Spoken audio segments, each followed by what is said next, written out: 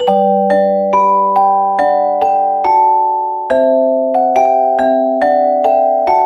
warm greetings to all of you. Welcome back to KA Radio, where we share knowledge for comprehensive personal development through great books.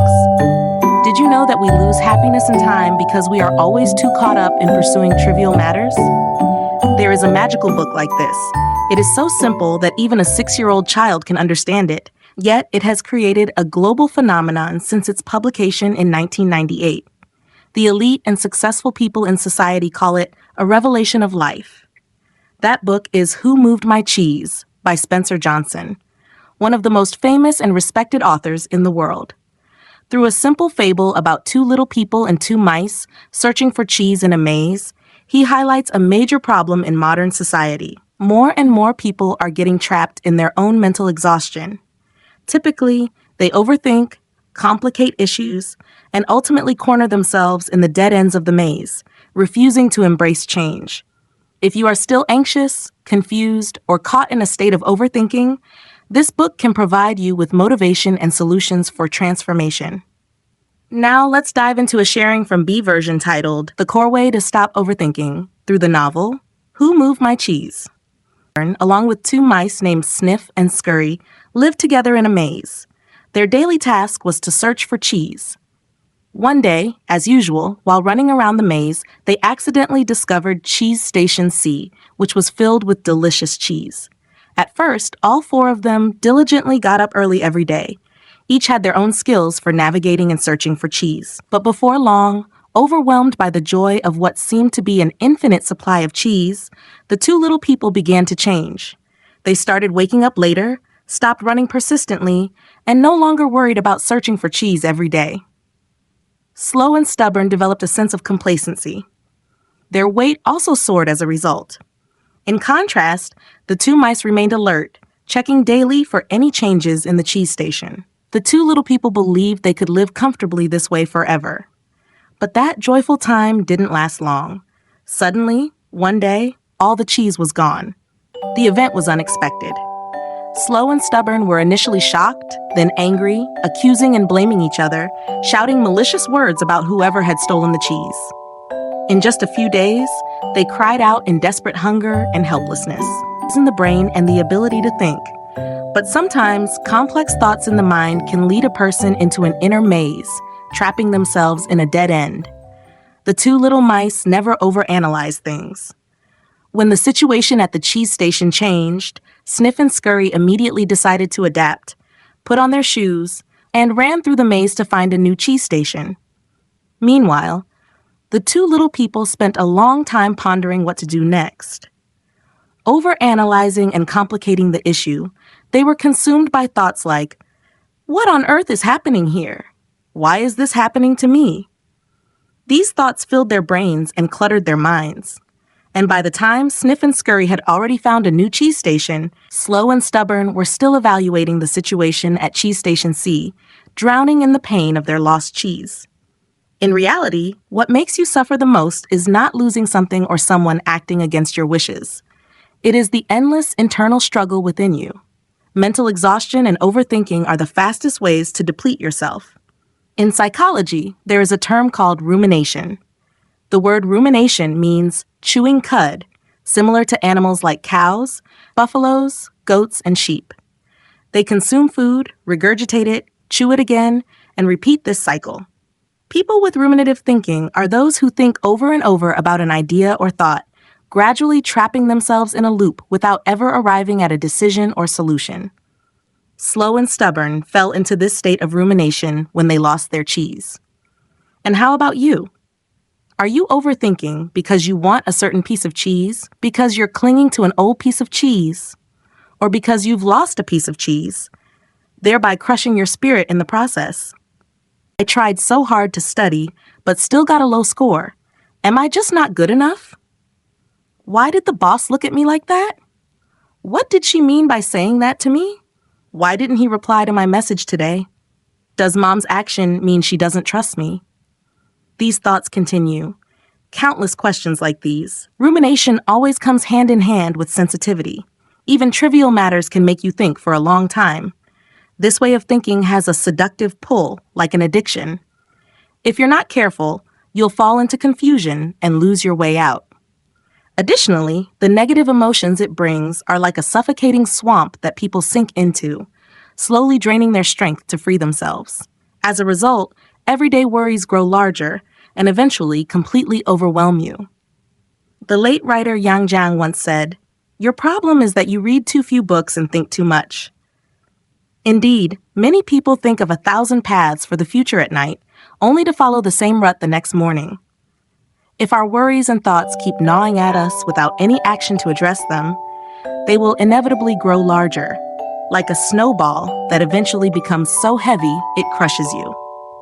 No one can help you at that moment unless you decide to punch through the emotional cage and escape the tangled maze of your own mind. Slow was the first to save himself.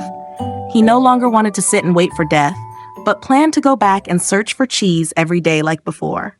Stubborn disagreed and questioned him. "What if you don't find anything? What if you face risks?" But Slow didn't want to think too much anymore. He dragged his weak body and staggered around the maze. Occasionally, he found a piece of moldy cheese, quickly picked it up, and swallowed it. Gradually, he regained his strength and his mood improved significantly. Whenever he felt discouraged, he reminded himself, "Even if what I'm doing now doesn't make me comfortable, it's still much better than being stuck with no cheese to eat."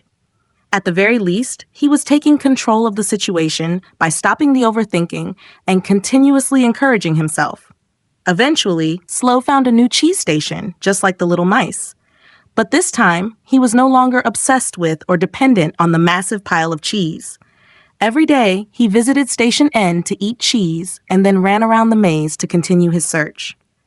Meanwhile, Stubborn was still complaining about the loss and waiting for death to come closer. This ending reminds me of the famous glass of water experiment in psychology. A professor held up a glass of water and asked his students, "How much do you think this glass of water weighs?" Some said 5 grams, others said 10 grams. But the professor shook his head and said, "The weight of the water doesn't depend on grams, but on how long you hold it. At first, it might only feel like 5 grams, but if you hold it all day, it could feel as heavy as hundreds of pounds." So how do you free yourself from this burden? The answer is simple: put it down. That's all it takes.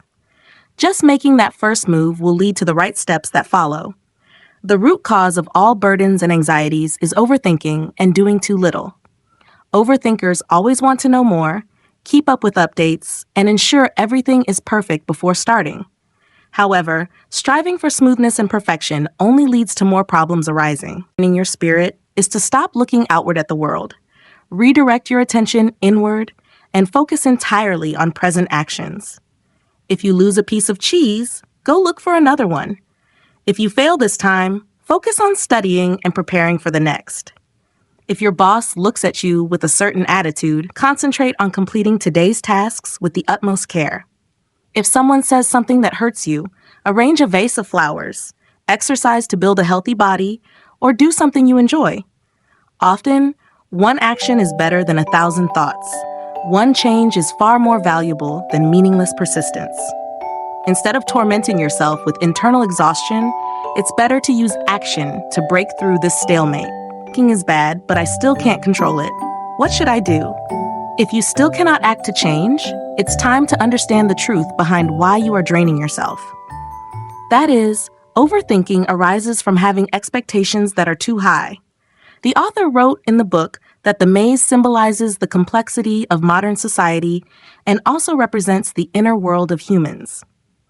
Cheese, on the other hand, symbolizes the things you desire most during a certain phase of your life. It could be a high-paying job, a happy relationship, a healthy body, a beautiful villa, recognition from others, or a reward for winning a competition. Each of us is searching for our own piece of cheese. We believe that obtaining the cheese will bring happiness. Yet once we hold happiness in our hands, many begin to rely on it, and when it is lost, they feel deeply hurt. In reality, this is a frightening cycle within the maze. Without maintaining awareness, you can easily get lost and fail to find a way out. Before you have cheese, you crave it. When you fail to achieve it, you doubt yourself and resent your circumstances. When you do obtain it, you may become complacent and unwilling to leave your comfort zone. Eventually, if you lose it, you fall into fear and panic. Throughout this process, there are many changes beyond your control. Whenever something unexpected happens, if your heart remains heavily invested in the cheese, you will be overwhelmed by various emotions and thoughts. This leads to failures in many aspects of life. In psychology, there is a phenomenon called the Wander effect. A high-wire acrobat named Wander had always focused completely on walking the tightrope, succeeding every time. However, one time before performing, he emphasized the importance of this particular act and declared that he could not afford to fail. Unexpectedly, as a result, he accidentally slipped and fell to his death. The task itself, but is preoccupied with concerns about gains and losses in life. If you pay too much attention to outcomes and others' opinions, you will overlook the task itself, experience greater pressure, think more excessively, and easily deplete your mental energy. In this state, things often develop in the opposite direction from what you expect. Therefore, the best way to stop overthinking is to act. The way to maintain action in freedom and joy is simply to stop focusing on outcomes. Once you no longer cling to any expectations about a piece of cheese, no longer think, I must get into school A or school B. I must prove myself to my parents. I must earn more money. She must love me as much as I love her. I don't want to be ridiculed. Others must respect me. Then you will naturally have far fewer concerns. You'll stop dwelling on things related to the cheese. Whatever happens, no matter what someone says in a harsh tone or how disdainful a glance they give, you will remain like a solid wall, unshaken and unmoved. However, letting go of expectations and outcomes does not mean giving up on what you want to do. No one can bind you except yourself. By letting go of expectations, you can truly be free and achieve things that bring genuine value to your life. As for what you will do, trust that a simple, pure, untainted self will guide you. This is the secret to success. As the self-taught genius Faraday once said, pursue success wholeheartedly, but don't expect success. The result is often that you will succeed. Therefore, placing expectations on others, material possessions, fame, or status will only lead to a life spent in vain. You will realize that ceasing to place expectations on the cheese is not only the key to ending overthinking and self-draining mental energy, but it also enables you to truly achieve what you desire with freedom and joy in living. At that point, even if you ask, who moved my cheese? Who took my cheese away?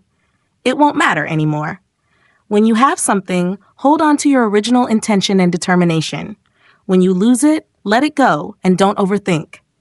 Turn every complexity into simplicity, like the mouse that acts immediately, and most importantly, don't place expectations on anyone or anything.